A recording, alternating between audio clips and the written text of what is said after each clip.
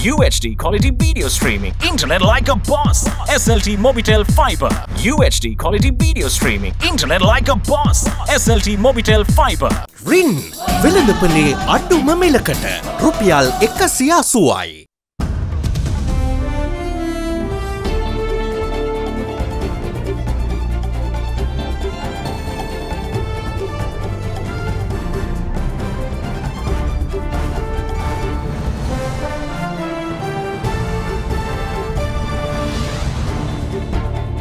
Tonight, animals at risk.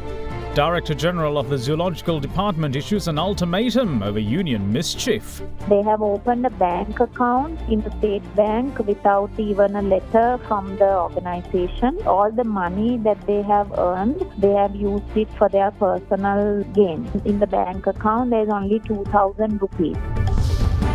Wrong picture. The Foreign Ministry calls the latest Human Rights Watch report exaggerated and unduly negative on Sri Lanka. Switch off.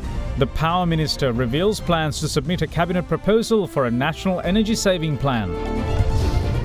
Sky high. Headline inflation in December rises to 14% on the back of high food and non-food prices. All that and much more coming up on First at 9. This Saturday, the 22nd of January 2022. Nelly මතකෙන් ගිලිහුණු black shiny කෙස් කලඹක රහස sunsilk black shine සමගින්. From AdaDerana, this is AdaDerana First at 9. Live from Studio 24 in Colombo. Good evening, welcome to First at 9. I'm Dhammike Kanaka. Now, the Director General of the National Zoological Gardens Department, Shamila Rajpaksha, has written to Wildlife Ministry Department higher-ups, informing them of an intention to resign from her position if action is not taken to rein in unions that have placed the safety of animals at risk. Last week, unions at the Dehiwala Zoo resorted to strike action on the grounds of alleged inaction by zoo veterinarians to curb supposed animal deaths. However, speaking to AdaDerana English News today, Rajpaksha revealed that the reasons for the strike were a red herring that aims to mask the real reason, namely an investigation into misappropriation of funds by the union from an organic fertilizer project. All is not well at the National Zoological Gardens in the Colombo suburb of Dehiwala. Once South Asia's most impressive zoo, its luster has been long gone. And now the latest issue facing the zoo seems to have the animals caught right in the middle. On the 17th of January, zoo workers aligned to the Sri Lanka Podujana Perumana Zoological Department Employees Union went on strike. The reason? Claims that veterinarians employed by the zoo have allegedly not investigated recent animal deaths and illnesses. They have also demanded for the payment of a risk allowance of 5,000 rupees for a section of employees. Then, yesterday, after assurances were given to them by the President and the Minister in charge of Wildlife, the strike was called off. However, according to the Director General of the Zoological Gardens Department, Shamila Rajapaksa, the issue runs much deeper than we are being led to believe.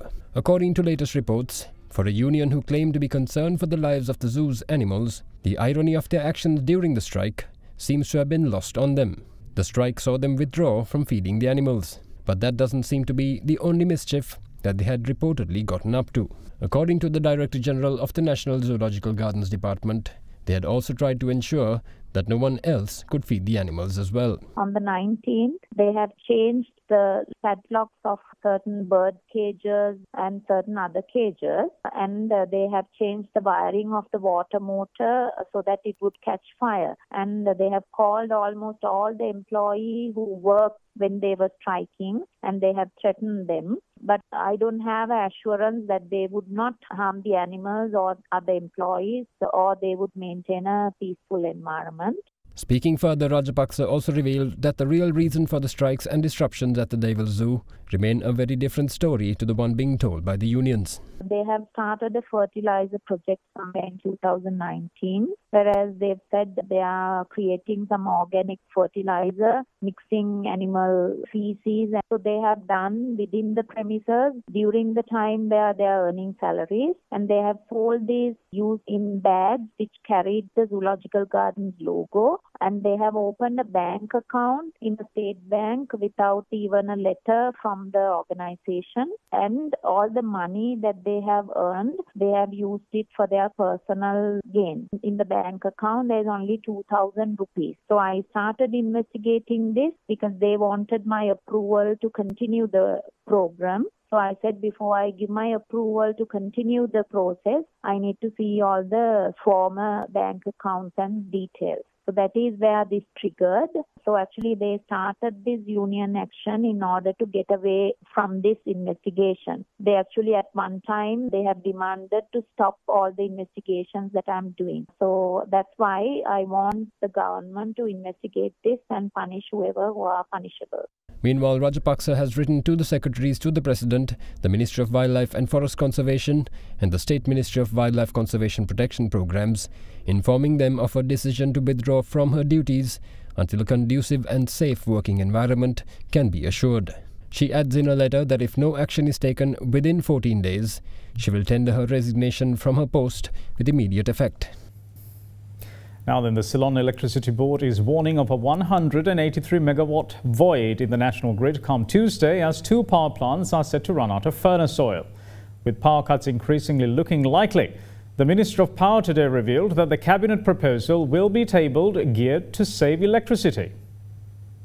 Minister of Power Gamini Lokuge said today that he hopes to submit a power conservation proposal to the cabinet when it meets next. It was revealed during a media briefing. කල්පනා කරා රජයට යෝජනා කරන්න මාර්ගවල දාලා තියෙන street light 6 මාර ඉඳලා 10 මාර 11 වෙනකම් පත්තු කරලා එතන ඉඳලා 11 ඉඳලා එළි වෙනකම් නවත්තන්න නැත්නම් 6 මාර ඉඳන් 10 වෙනකම් නිවලා 11 ඉඳන් පාන්දර වෙනකම් ලයිට් දාන්න. With the Ceylon Electricity Board saying that 2 power plants will run out of furnace oil by Tuesday, planned power cuts might well be inevitable.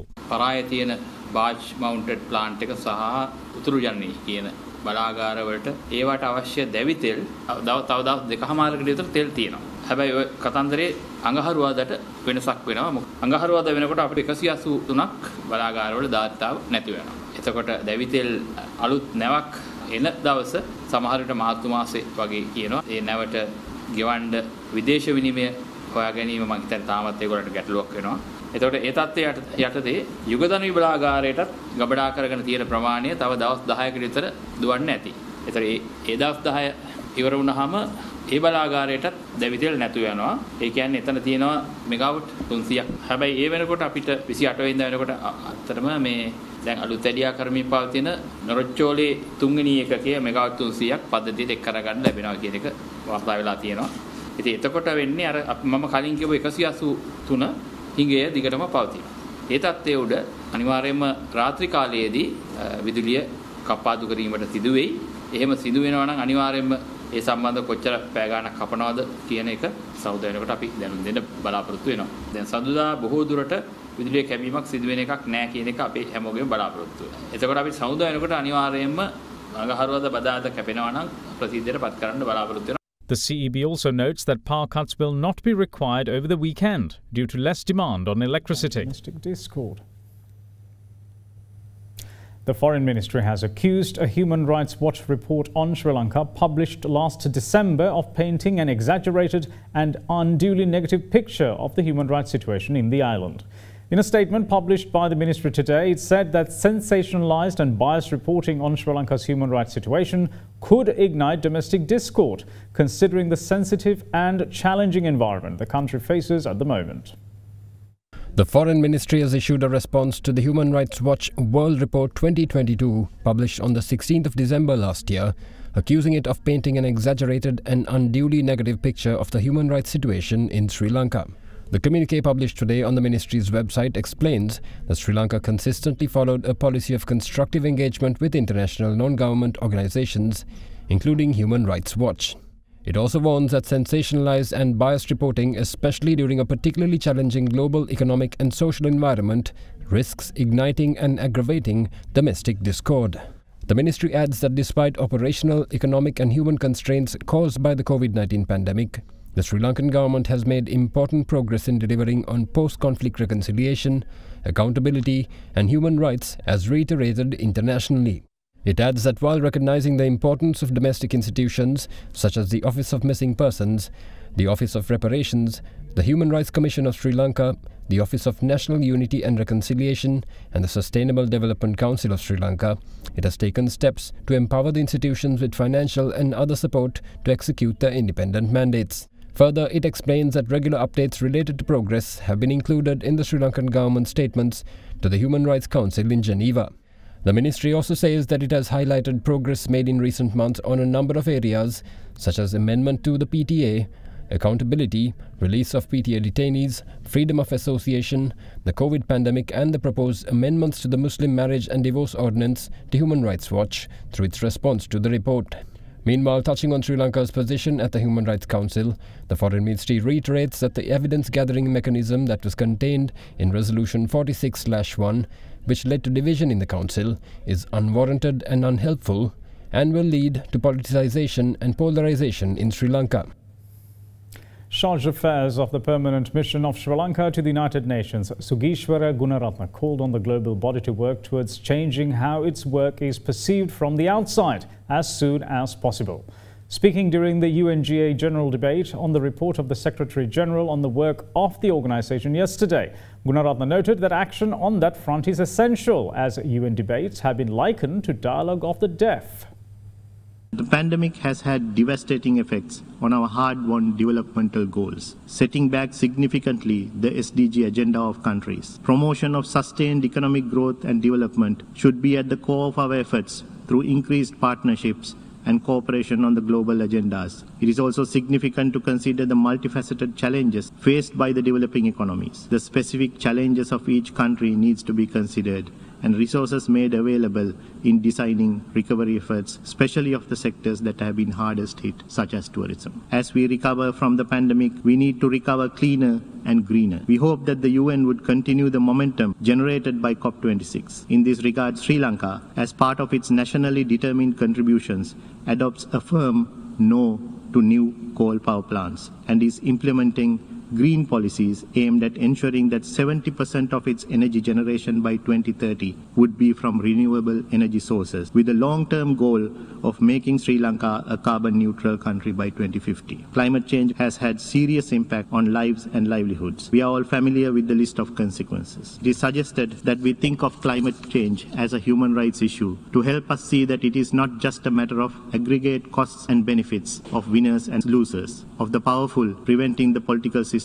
from acting to protect the many who are powerless. Sri Lanka also reaffirms its commitments to international peace and security and stands ready to increase our contingent of peacekeepers in UN peace operations. While we assure our fullest support for the work of the organization and look forward to the realization of the objectives outlined by the Secretary-General in what will undoubtedly be another challenging year, we must, however, remind ourselves of the critique that the UN was quoting a loss of authority for a multitude of reasons, and that our debates and discussions have been described as something akin to the dialogue of the deaf, perhaps unfairly. Unfair though it may be, we need to change that perception without delay in what has now been presented to us as a new normal, in which we can build back better. Now then, the Grade 5 scholarship examination for the year 2021 concluded successfully this morning. According to the Department of Examinations, close to 350,000 children sat for the exam, while special measures were also put in place for students who are infected with COVID. The Grade 5 scholarship examination for the year 2021 was held this morning with strict adherence to health and safety guidelines.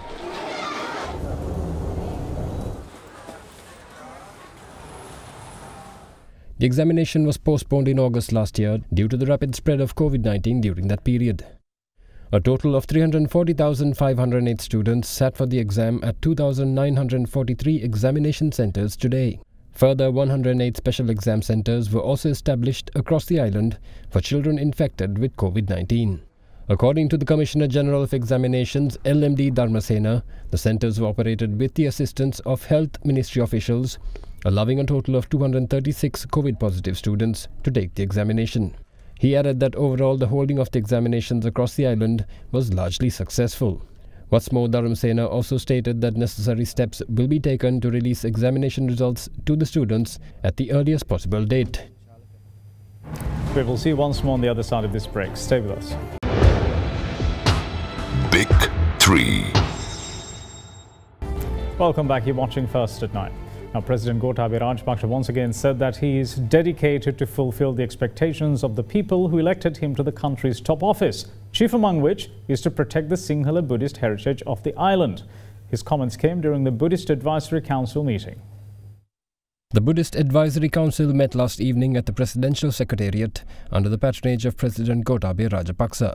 අතිගරු ජනාධිපතිතුමා අමාත්‍ය මණ්ඩල සංදේශයක් ඉදිරිපත් කරලා තියෙනවා ප්‍රමුඛත්වයේ මත ක්‍රියාත්මක කළ යුතු ජාතික ආරක්ෂාව පිළිබඳ ආංශික අධීක්ෂණ කාරක සභාවේ යෝජනායන් මේ යෝජනා 57 ඉතාම හොඳයි මේ යෝජනා 57 මේ රටේ අන්තවාදී ආගමික කොටස් වශයෙන් ගොඩනැගෙන පිරිස් වලට කිසියම් පිළිතුරක් නැතිනම් ඒවා මැඩලීමට ගන්නා උත්සාහයක් ඇටියට මේක ඉතාම සාර්ථකයි එක ජනවර්ගයකට එක නීතියක් හැටියට නීති ගණනාවක් රටේ ක්‍රියාත්මක වෙන්න බෑ. ඒක නිසා තමයි අතිගරු ජනාධිපතිතුමා පත් කළා තියෙන්නේ මේ එක නීතියක් පිළිබඳව වැඩසටහනක් ක්‍රියාත්මක කරන්න. දහම් පාසල් ඉතාම අක්‍රියයි ලංකාවේ පෞද්ගලික උපකාරක පන්ති නිසා. ඉරිදා උදෑසන කාලේ දරුවන්ට දහම් පාසලේ රැඳෙන නෛතික රාමුවක් තුළ වැඩපිළිවෙලක් හදා දෙන්න. මිනිස්සු ජනාධිපතිතුමාටත් බයිනවා. කතා කරන අපටත් බයිනවා. හැබැයි මිනිස්සුන්ට බනින්ට හරි මිනිසුන්ට රජයට දොස් කියන්න හරි මැරේ කියන බයෙන් හිටපු මිනිස්සුන්ට මේ එන්නත් තුනක්ම ලබල දීලා බනින්ට හරි කවුද සැලසුවේ ජනාධිපතිතුමා කියන එක පැහැදිලි කරන්න. එහෙම කිව්වා මිනිස්සු කියන ඔව් හාමුදුරනේ ඒකත් ඇත්ත තමයි කියලා. Addressing the Buddhist clergy, President Gotabaya Rajapaksa reiterated his commitment to protect the Sinhala Buddhist heritage of the country. මම විශ්වාස කරනවා මම ප්‍රධාන වශයෙන්ම මාව පත් උන එක කාරණයක් තමයි අපේ රටේ සිංහල බෞද්ධ උරුමයන් ආරක්ෂා කරමින් ඒවට ප්‍රමුඛත්වය දෙමින් නැවතත් ඒක ආපස්සට හරවන්න බැරි වෙන විදියට සකස් කිරීම. පසුගිය අවුරුදු දෙක තුල කොවිඩ් වසංගතය නිසා බාධක තිබුණත් ඒ බාධක මැද්දේ මේ කාර්ය සඳහා මම විශාල වශයෙන් රාජ්‍ය අනුග්‍රහය දැක්වුවා.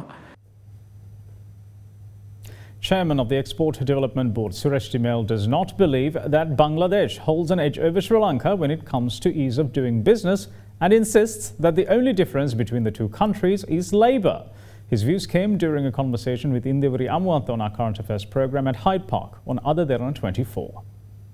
During a pandemic, we see an improvement of exports year on year. But in terms of grabbing the potential in this global volume of trade or even exports of goods and services, we see Bangladesh improving. Yes, Bangladesh is a bigger market. Our per capita is better than Bangladesh, but we see Bangladesh attracting more investments. And Sri Lanka somehow seems to have lagging areas which need to be urgently addressed if we are going to talk about exports leading the revival of the Sri Lankan economy. We, I think, blow things out of proportion in Sri Lanka a little too much. I don't think Bangladesh is easier to do business in than Sri Lanka, but the big difference is the labor force. Bangladesh is a huge country with a huge labor force, so we can't compare the numbers at all. But if we talk about growth, you look at Sri Lanka, every factory today has a lack of labor. Every exporter, every good exporter has more orders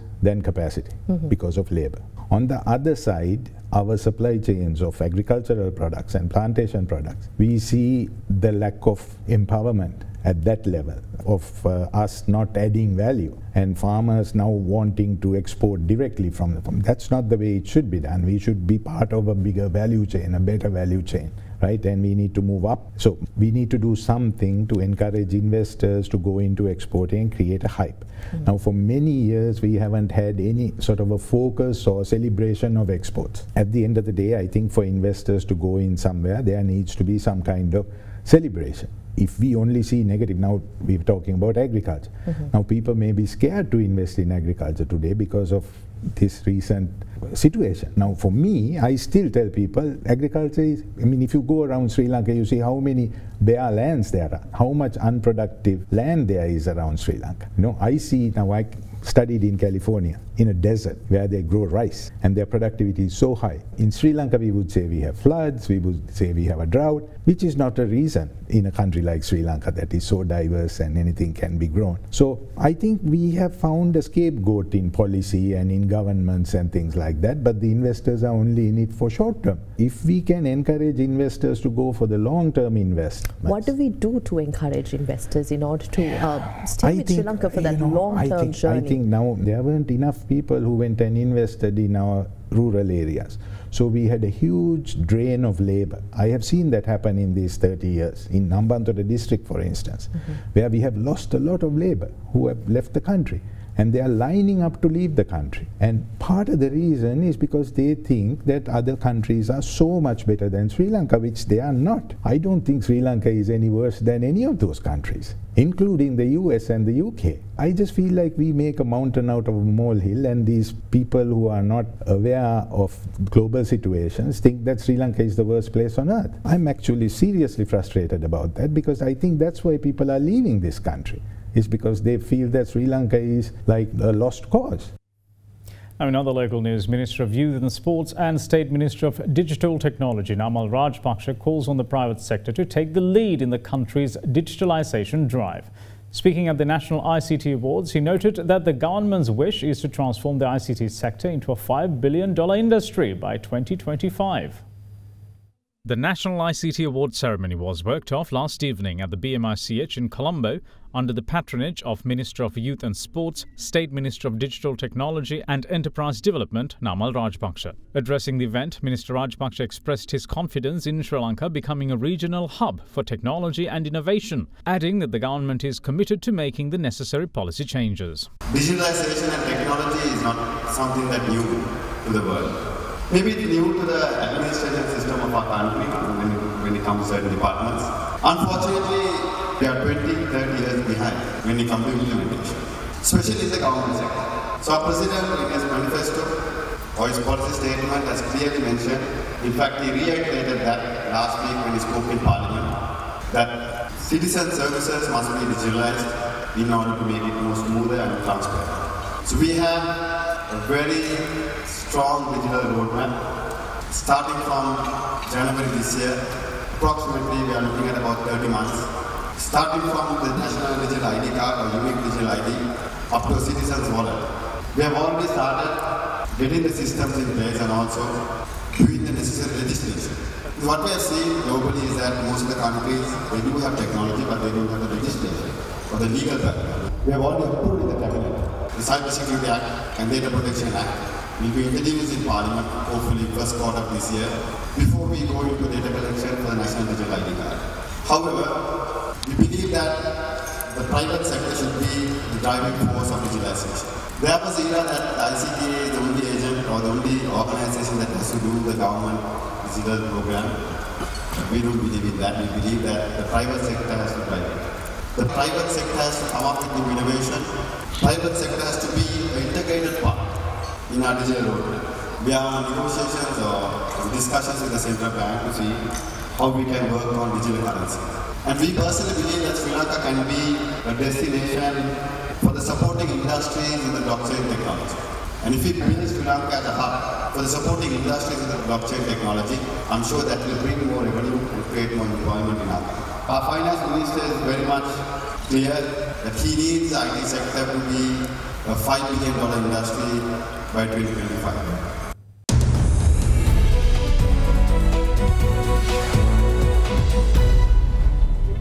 Welcome back. This is First at 9. Now, the central bank has recorded headline inflation in the month of December at 14%, a rise of almost 3%. Headline inflation, as measured by the year-on-year change in the National Consumer Price Index, has increased to 14% in December 2021 from 11.1% in November. Meanwhile, the NCPI has marked an increase to 7% in December 2021 from 6.2% in November. The central bank's inflation report released yesterday attributes the rise to monthly increases in prices of items in both the food and non-food categories. According to the report, food inflation increased to 21.5% in December 2021 from 16.9% in November, while non-food inflation also increased to 7.6% in December from 6.2% in November. Accordingly, within the food category, significant increases were observed in prices of vegetables, rice and green chilies. Further, prices of items in the non-food category recorded increases, mainly due to price increases in the restaurants and hotels and alcoholic beverages and tobacco subcategories. And that's it from all of us here at First at 9. Thanks for watching. Bye-bye.